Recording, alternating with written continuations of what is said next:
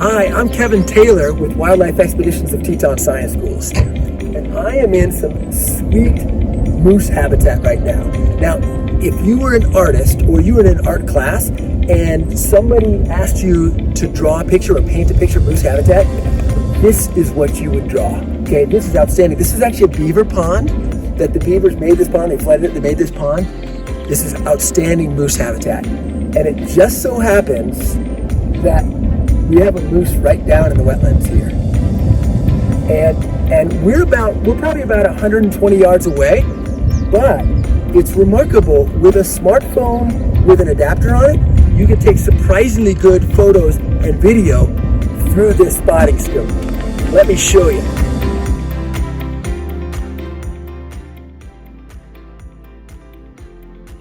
In the summertime, moose will oftentimes get into the water just to cool down. Also, getting into the water and feeding like this moose is doing on that aquatic vegetation is a really good source of different salts like sodium and calcium and magnesium. That's really important. Although she has shed her winter coat, she still has a thick coat. So trying to stay cool is really important for that. But look at how dark her coat is also. That dark coat absorbs a lot of solar radiation. So we know on a summer's day, we'll wear a light colored t-shirt, right? Versus a black t-shirt, because that black really absorbs a lot of solar radiation. So that's something she has to consider. You can definitely tell she's a female because she doesn't have antlers. Plus she has that white patch, it's called a vulva patch, underneath her tail. Females have that and males don't.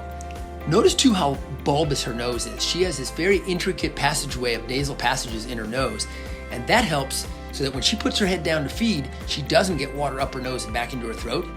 And in the wintertime, on bitter cold days, she can breathe through her nose, warming up all that cold air so the air's warmed up before it gets to her bronchi, bronchioles, and lungs. You'll notice when she turns her head, she has that strip of fur and skin kind of coming down from her throat or coming down from her chin. Both males and females have them. Males, it's probably associated with impressing the females during the breeding season, but females have it also, and it's thought that it might be a cold water bib, so that especially in the wintertime, when the water drips down her chin, hits that dewlap, it just drips off instead of dripping down her neck and chest and freezing.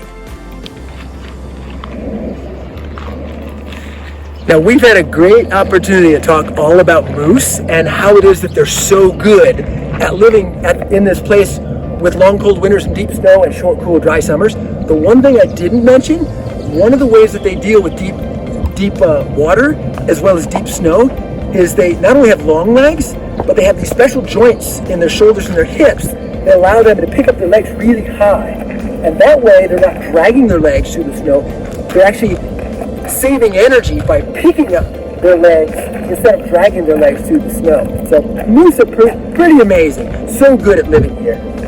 Hey, thanks for exploring with me. Come exploring with Wildlife Expeditions of Teton Science Schools.